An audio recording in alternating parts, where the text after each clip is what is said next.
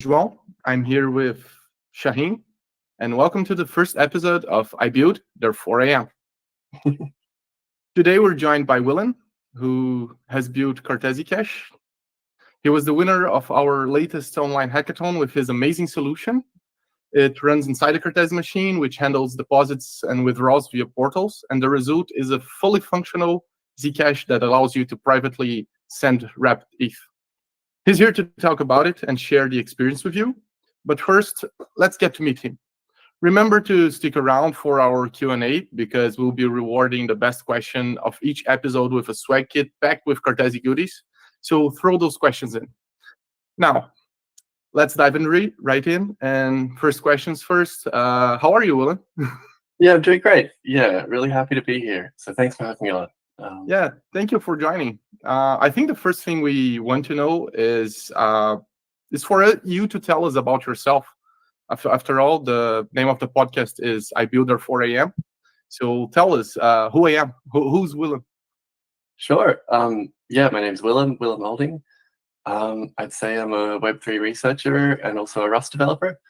I lead the R&D program at ChainSafe Systems, which is a blockchain company from Canada. And I live at the bottom of the world. So I live in an island called Tasmania, which is at like the very south of Australia.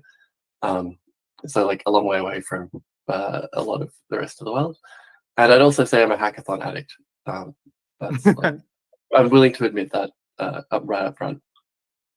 Tasmania instantly throws me back to Looney Tunes, I guess. Tasmanian Devil, right? Yeah, exactly. It was one of my favorite characters. I had a pencil case with everything from Looney Tunes. I loved Tasmania's Devil. Yeah, they're around. Yeah, there could be some outside.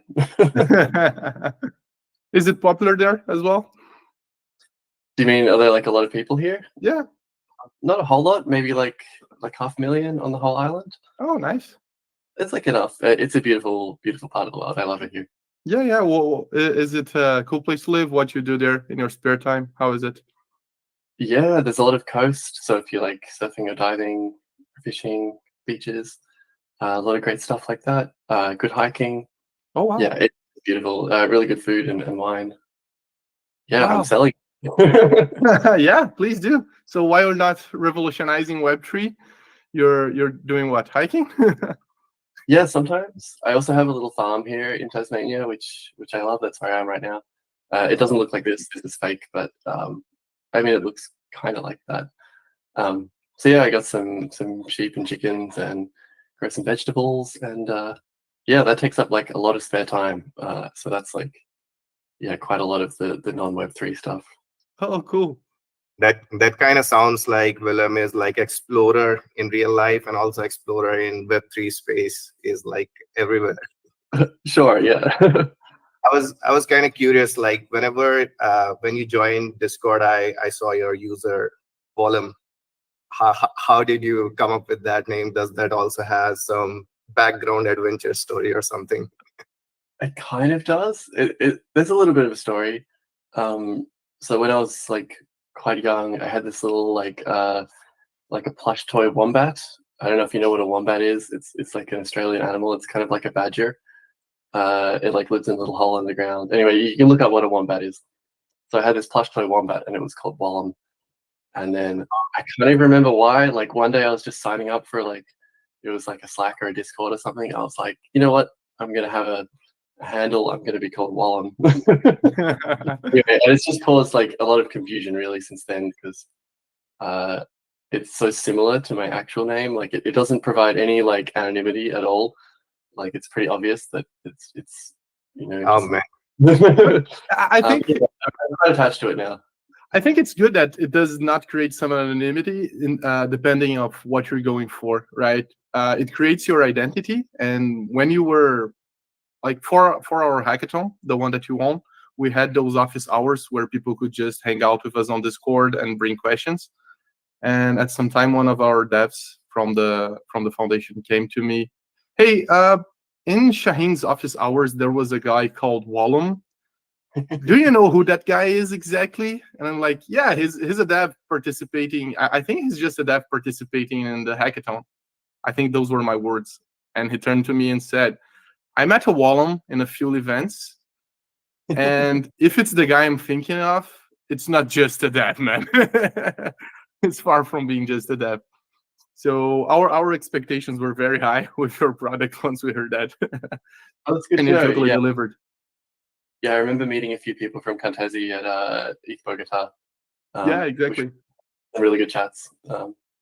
Yeah, man. Your user handle has this character arc in the whole Discord and our team internally. So we really love that. You mentioned like you're from Australia. How we are curious, like how's the Web3 landscape there? How's the community? Do you have many people? Like it's very rare to find people, Aussies, jumping in Web3, building these protocols. Yeah, this is terrible. I actually don't really know. I'm not that connected with the Australian like Web3 community. I did go to ETH Sydney, like I guess it was a bit over a month ago, which was a great event, like an ETH Global event. Uh-huh. Made a hackathon there. But like I actually didn't meet that many Australians. I met a lot of people from abroad, like traveling with ETH Global, as you do.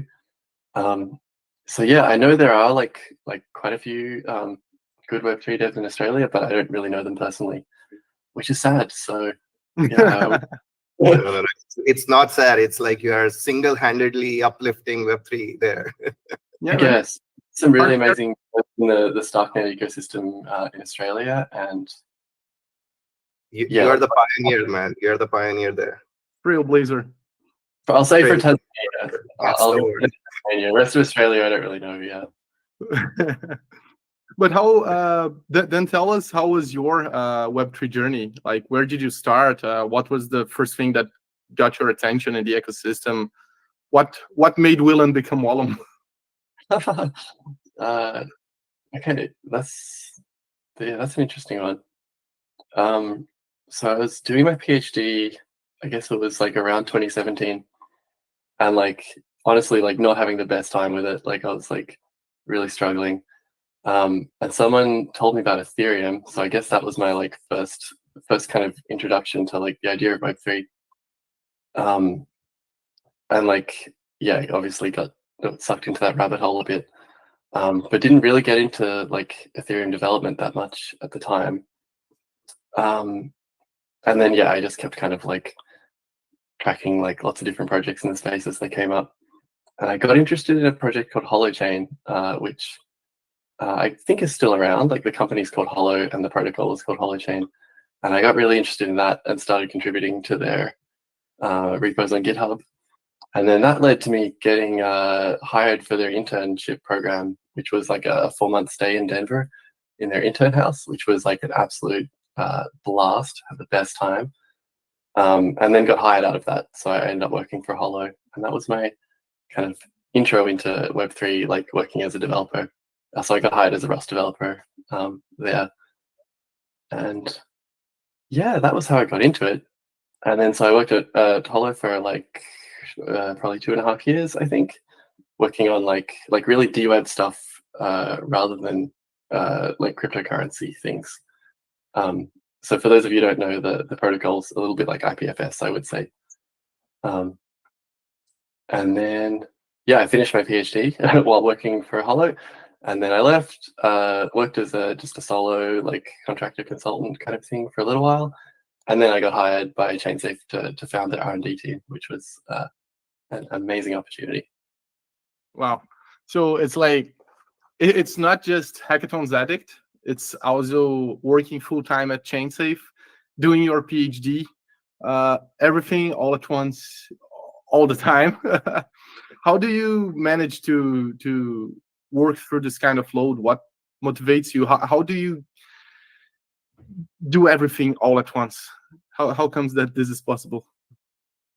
Yeah, it might seem that way. I don't think I really do that, but definitely like work in bursts rather than consistently. Like I think like on average, I'm probably like an average worker, but it really comes in like bursts of inspiration and energy followed by like periods of not that much productivity. So that seems to be how it goes. Yeah, in terms of balancing work and hackathons, like I'm so lucky with ChainSafe, they take a very positive view on hackathon participation. It's like very actively encouraged at the company. In fact, the company was like founded from a hackathon team, so I guess it's going back to its roots a little bit. But I think like teams from ChainSafe would have won like dozens of different hackathons over the years, and so yeah, a real part of the culture and something we celebrate. So yeah, that's really cool. Yeah, man, it's awesome. Like here in Cartesi, we just had our experiment week, which is Yeah, it's a moment where everyone stops to just develop products or tooling for Cartesi. We all focus on creating more. We form groups, and it's basically almost as an internal hackathon. Yeah. It's a lot of fun. Anything with the protocol and develop solutions leveraging Cartesi in some way. And doing everything at the same time, it can get hard. So it's really good when we can actually stop. I think being able to completely change context is something that makes all the difference. And kind of work without like, I'm not sure what the right word is, but like kind of without constraints or like, without having to worry about tech debt, just kind of working like creatively and yeah, seeing what you can do. What were some of the things that came out of the experiment week, if I can ask a question back to you guys? Oh, so many, Shaheen. Do you want to take this? I mean, I can definitely talk about my project. So, so we had this. We had lots of like diverse projects. I would say like since most of our core developers, they are into infrastructure, so most of the projects come related to the protocol level projects, and plus we have some products as well. So one of the projects that we did was, it's called Comet, where it's a social application. We wanted to try something on the social side. We don't see many applications in Web3 which are kind of bringing community together and making them do things. So that was our like core idea. And we have things like putting some all these minting of NFTs, plugging this logic. You can write things, mint them as NFTs. You could have some these scoring or rating algorithms inside Cartesi machines, which are complex enough that you would want to put them inside Cartesi. And all this kind of makes a nice solution for social products. And there were, I think one of the project that really caught everybody's eyes was this machine accelerator kernels. That was the name, if I'm not wrong. And it kind of gives you a glimpse how fast the machine learning models can run inside Cartesi machine. So we have this mad scientist in our team, Eduardo. He kind of compares like in that project how much time it takes to run these existing models in the way the Cartesi machine is right now, and in a different way what he created, how much time it takes to run. And it was a significant improvement. You could see like 20 times improvement in the speed of machine learning models. So that opens lots of opportunities. We were like super dope with that project. Yeah. Wow. Is it like adding extra like opcodes or like extra syscalls to do like certain operations? From what I understood from his slides, it's like there's a lot of matrix multiplications that happen in these models when you run them. So his core idea was like taking those and how can you have this shared library which is also running on your host and also running inside Cartesi machine, and how you can accelerate with this shared library and acceleration specifically on these matrix multiplications. It's crazy idea. I mean, I'm not the best person. Well, it's awesome. We have things going from genius trying to revolutionize how our node works up to people doing degen things. It's just nice seeing every kind of different solution coming on.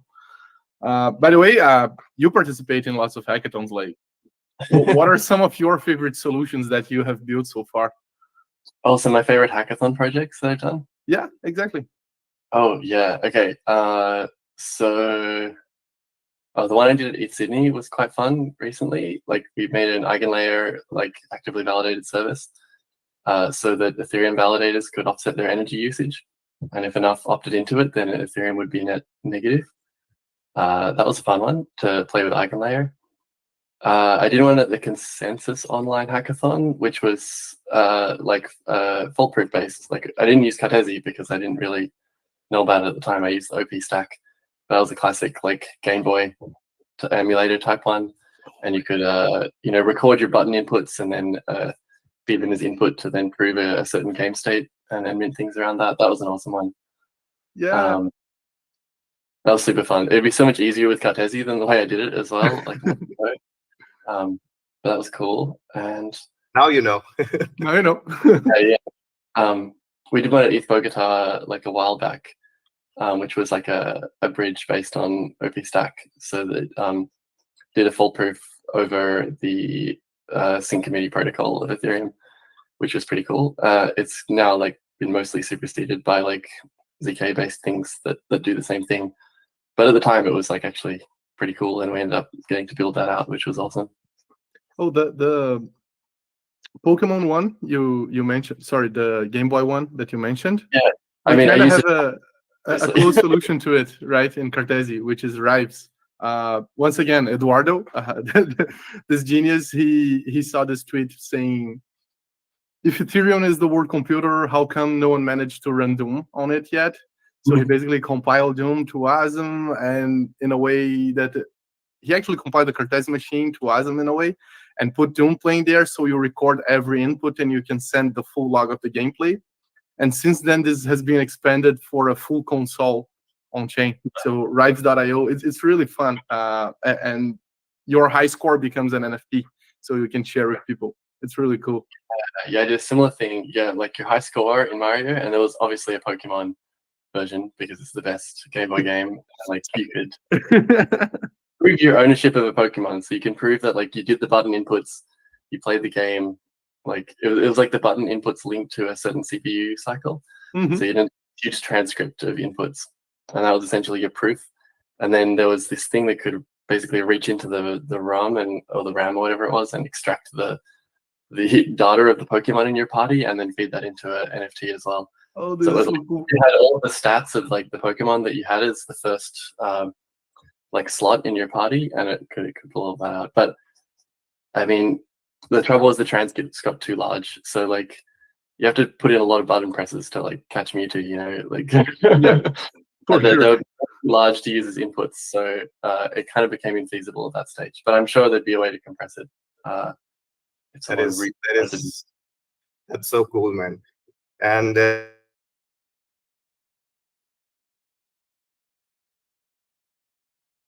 I mean, you have picked some of your favorite protocols or any, if it could be any product, you have used any product in Web3. Do you have any names, something that really caught your attention? This is so cool. And not Cartesi. I mean, we know Cartesi is cool, apart from Cartesi. But you can say Cartesi is cool. You can always say Cartesi. Yeah, it's pretty cool. I think like I'm pretty excited for Aztec, like their mainnet kind of to launch properly in full.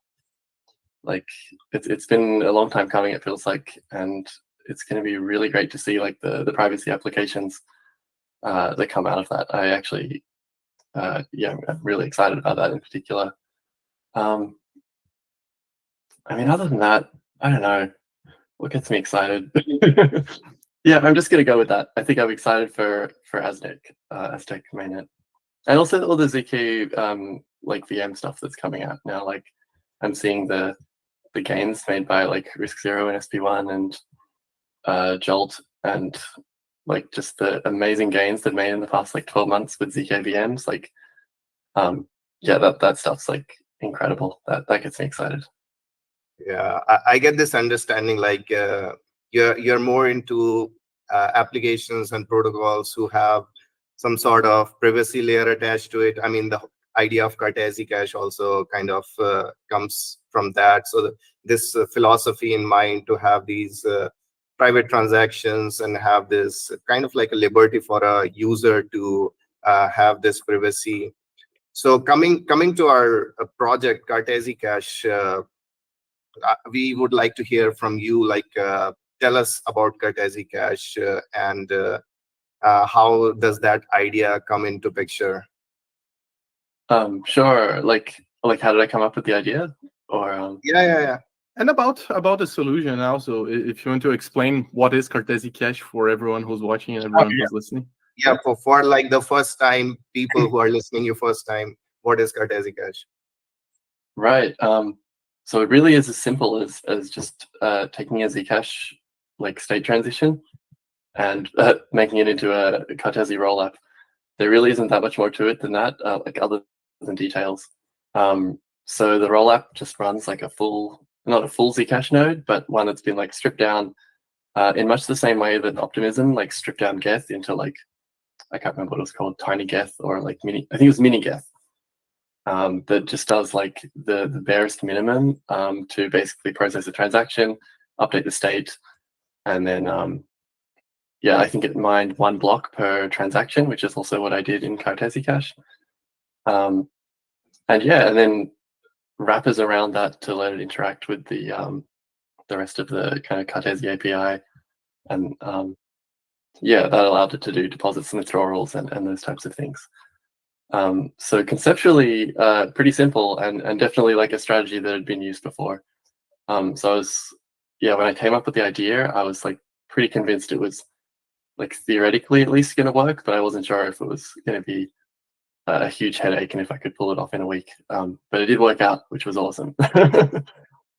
Awesome. So do you have like a demo or something to show people in this call who are watching this? Live demo. So there is oh my god, what? He's crazy. This nigga is a risk taker. There's a live testnet that anyone can go and play with if they like. Oh, am I still coming through okay? I just got a little notification that said my connection. Oh, you're coming through fine. Yeah, fine for me as well. There's a testnet, so anyone can go and try it out if they like, following these kind of like same instructions. It'll probably break, hopefully not during this demo, but yeah, it's definitely still kind of graduating from being a hackathon project into being actually something feasible. So let's take a look.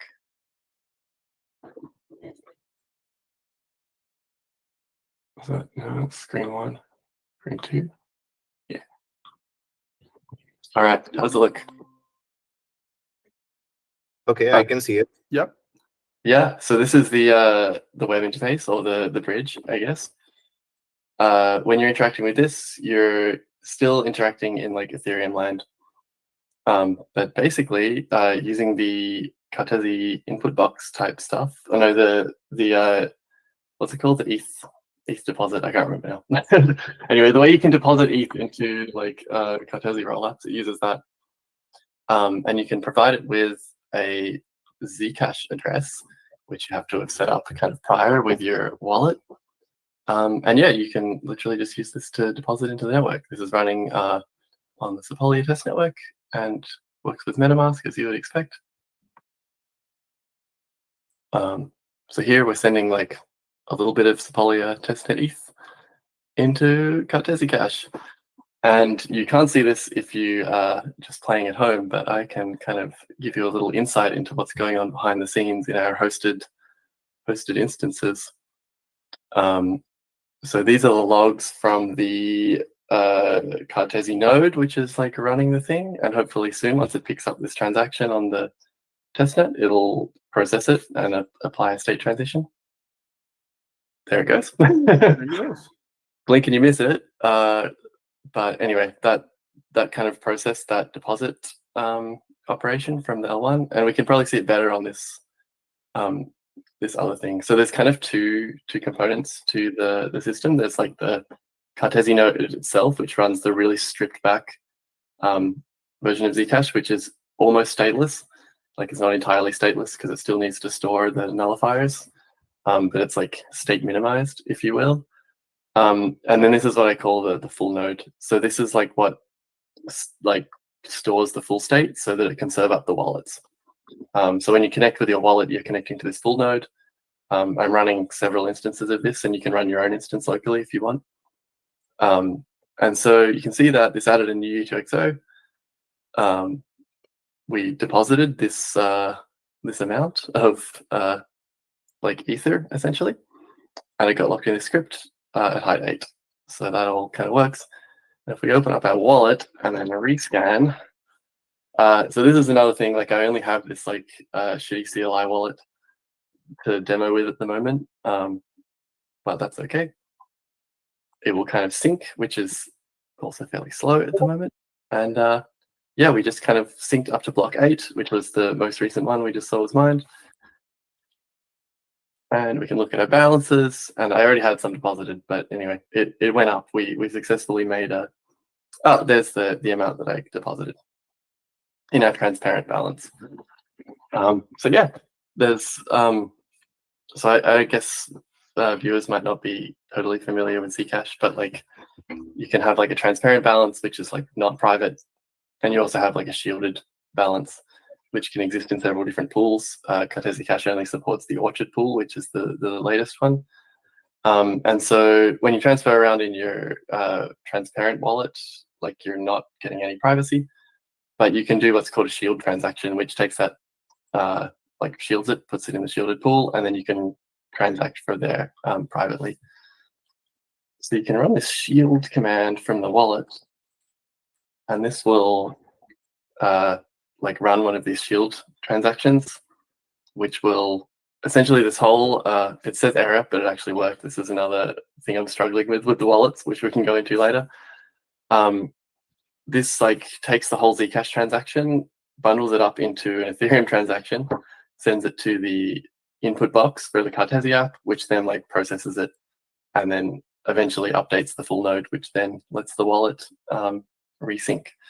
So it's a little convoluted and a little expensive, but it does get you privacy. And so you can see in the background, this just kind of processed the transaction, added a new block, and we can probably rescan the wallet and see that we moved some balance from the transparent part of the wallet into the shielded part.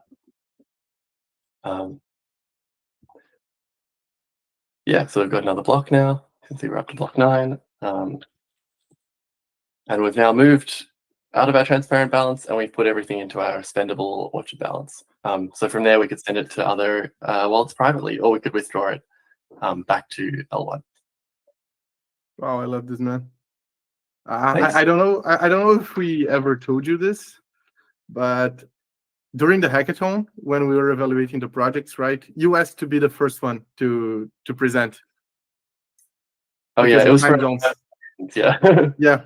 So as soon as you started presenting, we had like me in the front interviewing everyone, checking the presentations, commenting, and every other judge, Shaheen, Gabriel, Marcos, Jathin, everyone in the background in a chat discussing the solutions, giving grades, just giving their opinions, right? As soon as you started speaking, everyone, it was like everything burst. It was like, oh damn, the bar is set too high now. How's everyone gonna do that? Yeah, I could also finish the demo by showing the withdrawal. So you can withdraw. This is a new thing I added just the other day, actually. You can set up how much you want to withdraw. You set your withdrawal address, and this will kind of make you a little command that you can paste into the Zinco CLI wallet. This is essentially sending to this special address, which is called the Mount Doom address. Pretty much anything that is sent to this exact address is burnt, but the roll app is constantly watching for any sends that go to there, decrypting them, and then treating those as withdrawals. So it will then release a voucher to unlock that on the L1.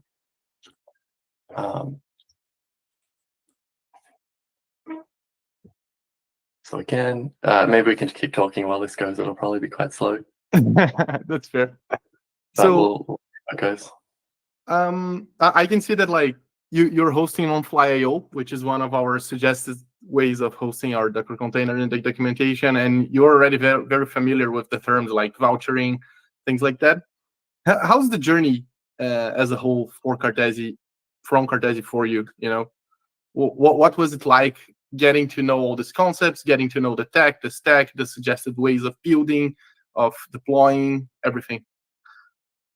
Yeah, I guess real quick, we'll just this detected a burn with our amount of ETH and our withdrawal address. So all of this got processed, and fingers crossed, this will now appear in our list of vouchers to redeem. I did, great.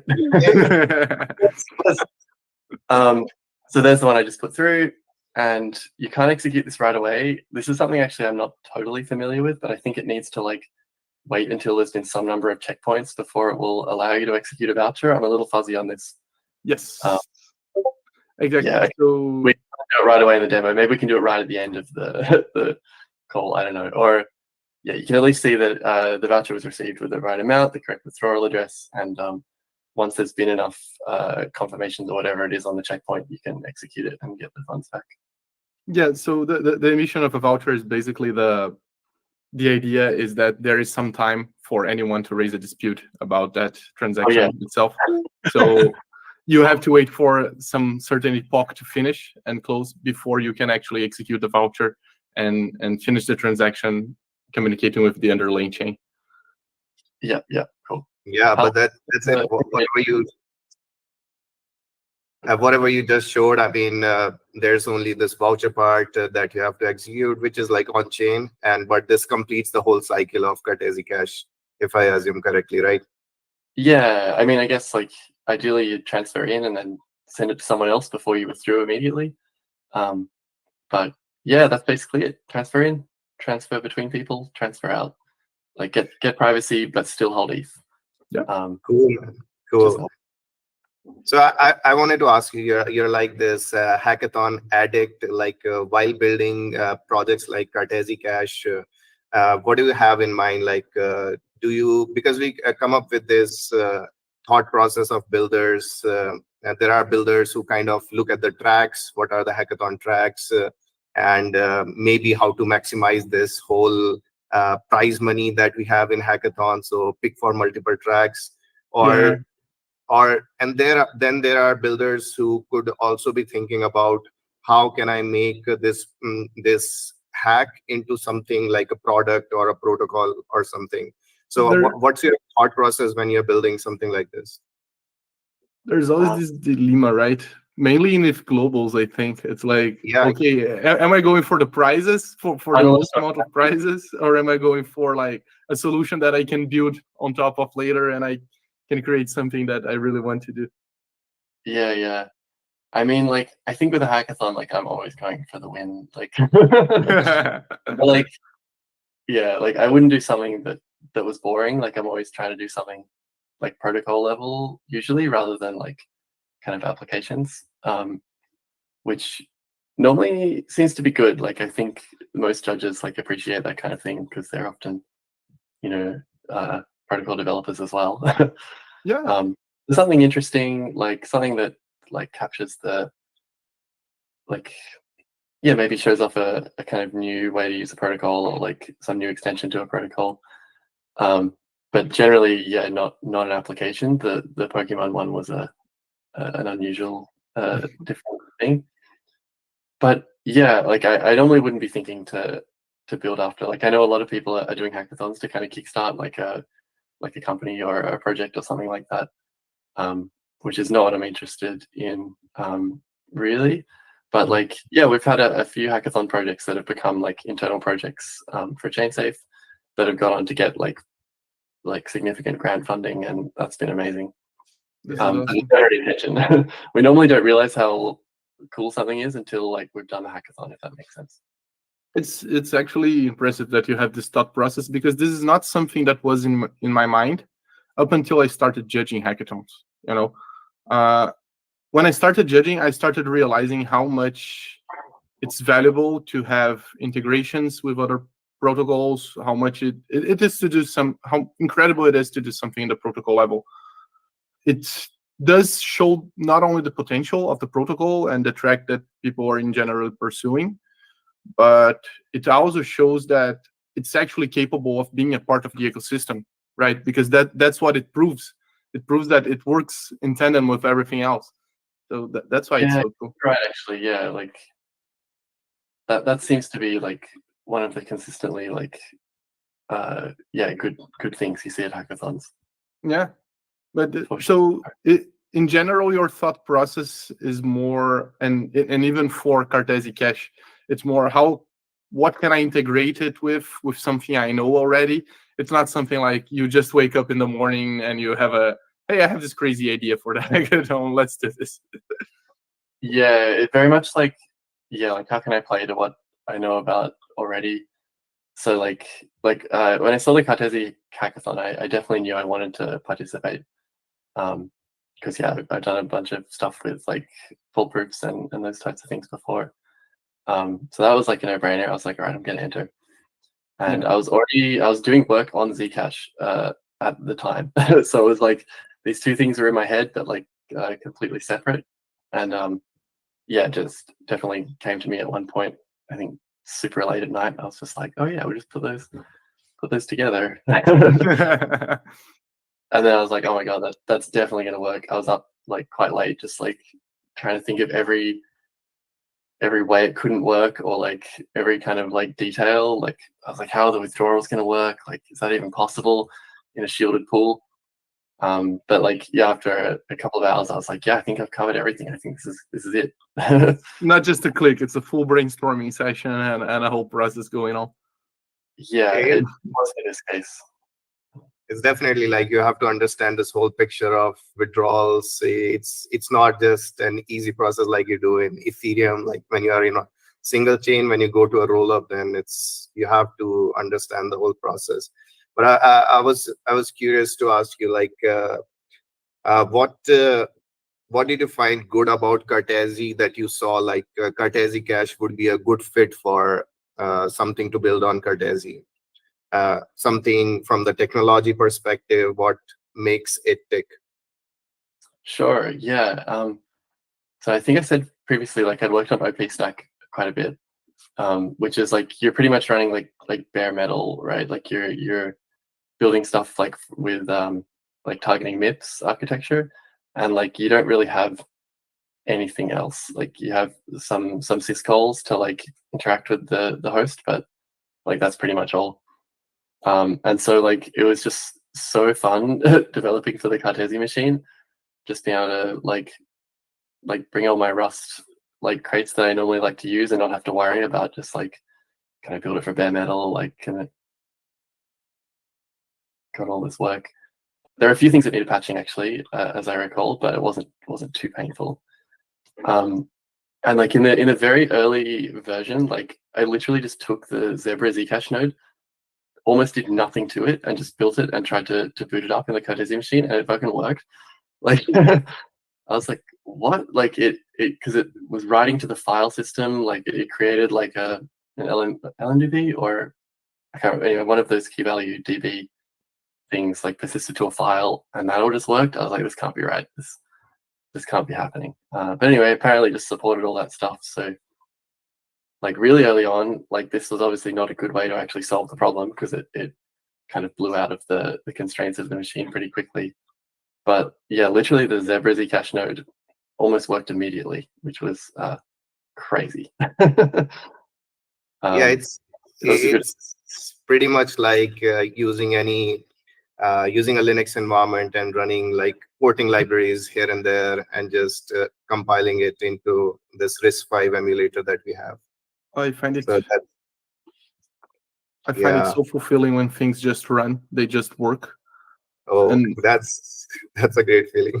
And the thing I have with Cartesi is like once I get through the first barrier that is there, like understanding all the concepts and all the intrinsities of the protocol itself, you are so empowered to do everything that things kind of just work as expected, which is amazing. Yeah, it's like they might not be secure, but they're gonna work. Yeah. So that was really good. I'm trying to think. It's going quite back a little while now. Thinking back on the development process, I think the docs were really good. That was really nice to see. Like it was really easy to onboard. Tooling was good. I guess like before this was when I was using like Sunodo, which I think is now just the Cartesi CLI. Mhm. That was awesome Yeah. to work with. Like, yeah, honestly, like not many complaints. Actually, all of the challenges came later when I tried to deploy it to like a hosted service on Fly.io and stuff, and like that was quite a headache. Like, Oh, really? yeah, for me it was like I'm not really a DevOps expert, so I was like That makes sense. I've never used Fly.io before, but like I managed to get it going, but like that probably felt like the rockiest part of the process. Like there was less docs, there was a little bit, but yeah, it was tricky to get all of that up and running. But yeah, now you have this whole understanding of this stack. You have pretty much played around with everything. Let's say we have a hackathon next week, a Cartesi hackathon next week. What would you build on Cartesi? Do you have you thought of any products, or like you're more into like protocol level stuff? So have you thought something beyond Cartesi Cache if I had to build something else?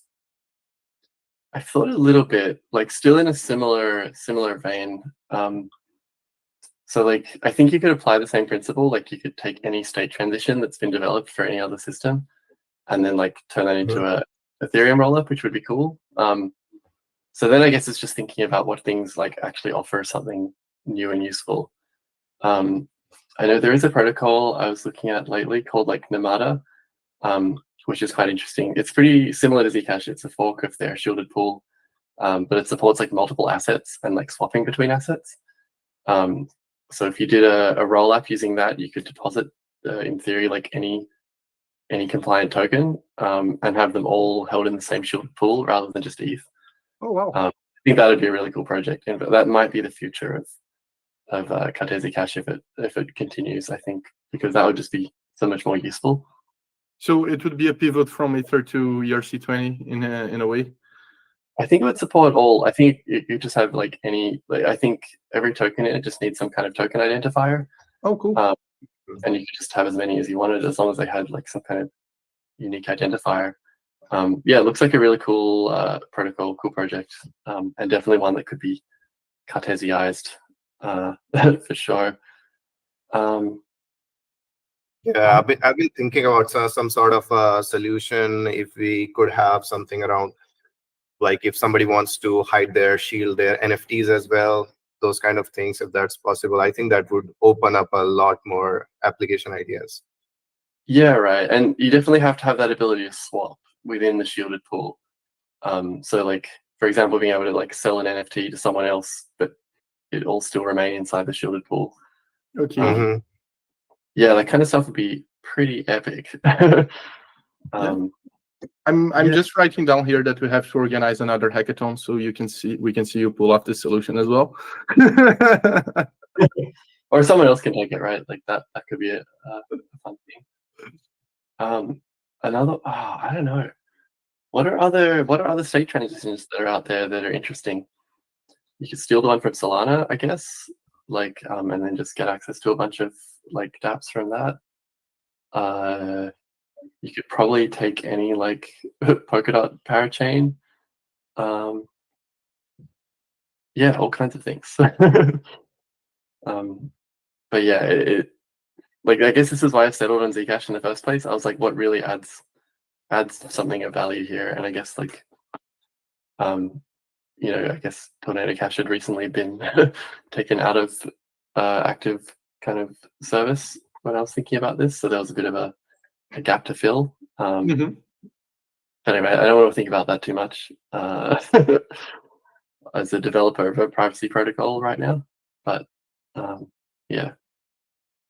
Cool, man. I think with this podcast, I've learned that this whole your character and your kind of like the things that you like in the privacy side and this shielding of assets. You're like very curious into this stuff, and it's great to see this kind of an array of applications and ideas coming from you. I was curious, like. You have a good experience now in Web3 hackathons. You have played around with protocols. For builders who are listening to this podcast, maybe you could give them some tips, maybe how to be the first winner in the hackathon, or maybe just in general, maybe it could be career advice in Web3, how you should grow in Web3, any sort of a tip that you would want to give developers? Let me think. Even if it's just Cartesi, just Web3, everything goes. We just want you to share a little bit of your wisdom, I guess. Yeah, I don't know if I'm the best person to ask, but like, I guess it would be like, like contributing to open source, like never goes unthanked in my experience. Like that was what got me my first job in Web3, and like it's just like led to great connections. Like, yeah, it never hurts to like try and make useful contributions to projects you admire. Like that's like something anyone can do at any time. Yeah, that's probably my best advice. And yeah, I think that's probably the main one. Yeah, that's kind of a nothing answer. Like anyone would kind of suggest to contribute to open source, but I think from my personal experience, that's like I wouldn't be here working in this space if I hadn't done that. Cool. Would you tell people to attend as many hackathons as they can? Oh yeah, that goes without saying. Just like what's your process of improving yourself as a developer? What do you do on the day-to-day to become better, you know? Yeah, I think just like for when I was learning Rust, I guess, just like really throwing yourself in the deep end, like I went straight from like not really knowing it to being like a protocol developer in Rust. Like I think you really just have to like throw yourself in and just like immerse yourself as hard as you can. And I guess that goes for any kind of technology, right? Like probably with Cartesi as well, and like any kind of system that you're building within, like just like go deep in it and just like overcommit and hopefully make it. And it seems like that way you can learn and grow really fast. Also, a personal question I have, like, what do you see the role of Rust in the ecosystem as a whole? Do you think it's growing? Do you think it's stable? How do you think it's projecting itself forward? Wow, that's a really good question. Again, I'm probably a terrible person to answer this because I'm such a fan of Rust. But that's why I asked you. Well, I mean, yeah, like to me, it's like always the best language that I'd go to for developing any kind of system or protocol. Like just the crates ecosystem that exists. Like there's almost always like something that does exactly what I need, and like often nothing more. And yeah, I just really love the language. Yeah, like to me, I couldn't imagine a Web3 without Rust. I'm sure there would be, and like there was obviously like before it existed, but it's just such a core part of my day-to-day life. It's hard to imagine it without it. A crustacean at heart. Absolutely. That's awesome, man.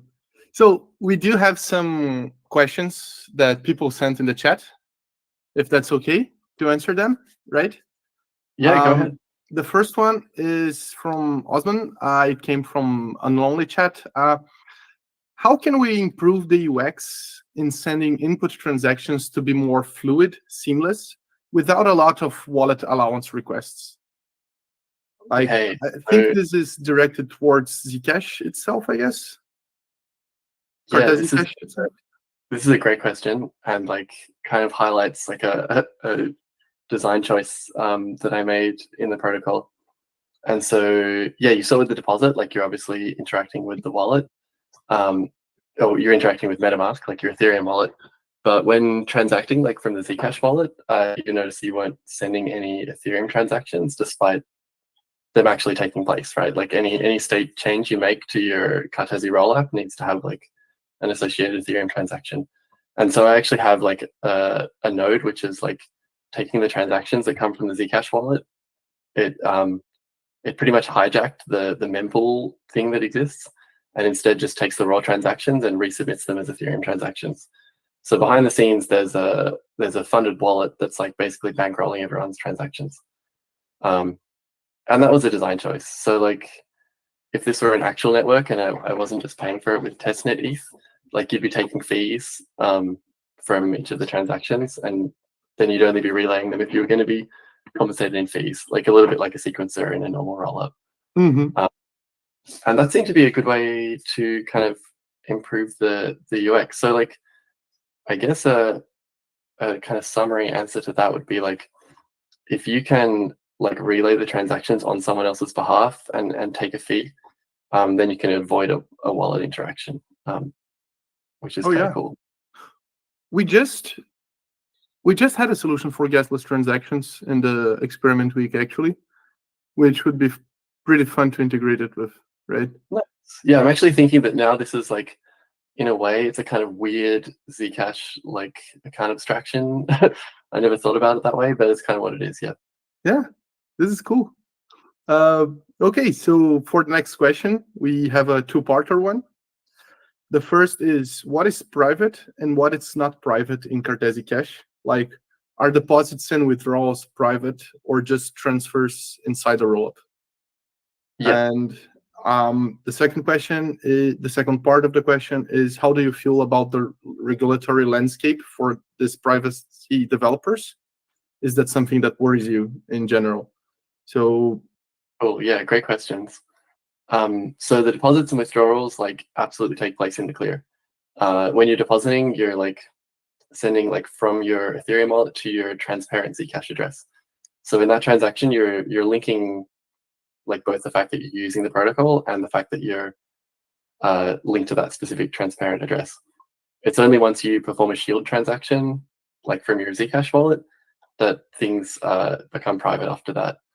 And because the node is like acting as the paymaster for all of these transactions, there's no on-chain way to link the fact that like you made a particular transaction after that. Like I wish I could show it right now, but the raw encoded version of the Zcash transactions doesn't contain like it's the same as just interacting with Zcash. Like it's all totally obfuscated. But the node knows that you're connecting to it, right? So it knows your IP address and things like that. So it's like not the most private way. There should probably be some kind of like mixnet or something in between. But yeah, so and withdrawals as well. The withdrawal transaction doesn't reveal your Zcash address that's sent to the exit address, but it does reveal the Ethereum address that you're exiting to. But it might not be yours, right? Like, and there's no way to link the withdrawing address and the depositing address, provided you perform at least one shielded transaction in between. So that was the first part. Yeah. The second part, regulatory stuff. Yeah, like terrified. Like the ruling for the Tornado Cash devs like was quite recent, and so I actually started this project like before that court ruling had taken place, and I was kind of like banking on which way it would go as to whether I wanted to continue this development. So yeah, like I'm definitely not aiming to like take it to production in its current form anytime soon without like actually better understanding like what the regulations are in different parts of the world and like how that'll work. So right now it's a curiosity, it's a toy, and a tech demo, but definitely not something that could be used for money laundering or anything like that. So I think it's like pretty safe from a regulatory perspective right now. But if myself or someone was really serious about like actually making it a production system, like yeah, I'd want to get some pretty good advice, I reckon. Yeah, for sure. This is always extremely complex and delicate. You never know how even if you figure out regulatory stuff for someplace else might have something completely different going on for them, and your liability is always so confusing. Yeah, not my area of expertise. Yeah. I'd someone out. We do have another one from Jatin. We have two more. Sorry. So the first one is also a two-parter. What was technically the most challenging aspect for you to integrate with Cartesi? And this must have raised so many ideas in the process. So can you do a quick dump of ideas that you think that can be implementable only using the Cartesi tech stack, like which wouldn't be otherwise, because you probably have brainstormed this at some point?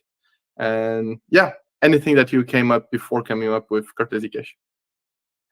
Yeah, so like most challenging part working with the stack, I guess like actually this answer is like less related to the Cartesi stack, but like the most difficult part was integrating with the Zcash wallets. Mm-hmm. That has just been such a nightmare and continues to be a little bit. They're really not geared up to like be operating with another network that isn't Zcash. So there's like all of this stuff hard coded in there that like you have to go and change to get it to work. And like as you could probably see from my demo, like they only just work. They're not happy about it. So like if anyone wanted to contribute and develop a kind of wallet interface for this that like actually works a little better, like doesn't need to rescan all the time, can sync a bit faster and things like that, that would be awesome. So like that was by far the most challenging part of the whole process, actually. Is that an alright answer? It's not specifically with the Cartesi components, but I think it's great. That's good. That's good for sure. In terms of ideas, I guess we did say some already. Maybe you guys can help me brainstorm here. But like, yeah, I honestly think that like this is something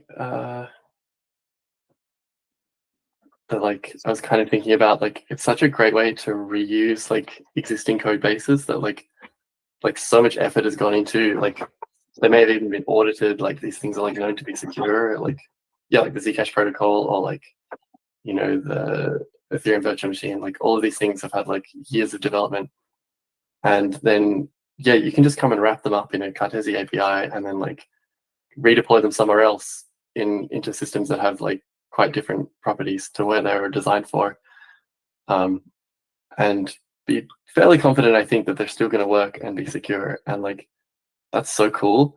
Like, there's so much stuff out there that's been developed, like that, like, yeah, you can just immediately take advantage of.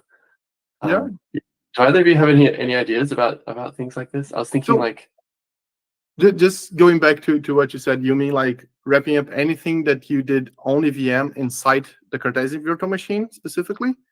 You got a yeah, little. I think that like you could abstract as a state machine, right? Like, Yeah. So like, and like a blockchain is just like a kind of state machine. So you can just co-opt anything that's been developed already, and then maybe compose it with other different things, or like get it working in a slightly different way. But yeah, I'm a little short on like concrete ideas. But do either of you have any? Like, either be like maybe like the fuel VM or like the move VM. I think you mentioned earlier, like you were into Aztec algorithm, privacy algorithms. I think they have this Noir language, something around that, plugging that, and we like in one of our last experiment week hackathons, we did have a project which was like a decentralized Uber. So kind of have this this integration of Aztec Noir with Cartesi, and kind of like provide this privacy solution where all your let's say your ratings, your scores, your reputation in this decentralized Uber is kind of like private. So these kind of solutions, more like which shows more of a modularity of Cartesi with other protocols, that are pretty cool to implement. Yeah, I always think that modularity is expansion in a sense. So you're reducing the scope of the solution and making it able to integrate with anything else. This always just brings so much to the table. Yep. It feels like you're always building a solution that's capable of so much more because you have no constraints in other areas, I was thinking as well, like pretty much not every game, but like a lot of games can just also be abstracted as a state machine. So like there's a huge number of like I guess like with the Game Boy project, like, you know, there are emulators and huge libraries of games that exist. Yeah. You know, you don't have to build a game from scratch. You can just like, you know, co-opt an existing one in an emulator. and express it as a state machine, and then you're good to go. Yeah, exactly. I think you should definitely check out rives.io. Yeah, that's pretty I cool. will. It's really funny because it's really a proof that you don't need to actually understand how to develop specifically for Cartesi to be able to develop things leveraging the Cartesi solution, right? It's just one more step that you have to perform right there. Yeah, I wonder as well if like there might be any existing like social apps that can also be like abstracted that way. Like I wonder if you're saying that there's people like developing different social apps with Cartesi, which is super cool. Yeah, I really want to look into those because that was like all I worked on at Holychain for like a number of years. Like that's pretty much all for building social applications. And like, yeah, really interested to see that. And I wonder if like there would be a lot of existing work done already that could be then like, coupled to Ethereum by being wrapped in Cartesi. That would be amazing. Yeah. We're excited to see where the solutions are going as well. Yeah, developing stuff from scratch like sucks. Just like just the amazing resources out there. Sometimes it's more motivating to see someone's work and make it better than start something from zero, you know. Yeah, it's a technique. Now for the last question, Felipe, who's watching in Unlonely, sent this question is, I want to ask Willan if he found some caveats running multiple nodes. It is required some kind of sync for it or something like that? Yeah, another great question. That's a really good one. So I'm running on FlyIO. I'm running the main Cartesi node, which is just like the image you get by running like, I can't remember what it is, Cartesi build deploy. You know, it's like the one that's built up ready for for deployment that can like interact with Ethereum and all of that stuff. And so there's only one instance of that. The other thing is like the full node. So that like doesn't ever interact with the L1. It doesn't even read it. It actually only interacts with the existing single instance of the Cartesi node. So you could picture it as like, I don't know what kind of tree. It's like there's like Ethereum, there's like the Cartesi cache node, and then there's like all of the full nodes kind of outside of that. And so you can run as many full nodes as you like. That's great. But actually, I did accident because I was trying to like spin up a bunch of different instances across the world to try and make the wallet sync faster.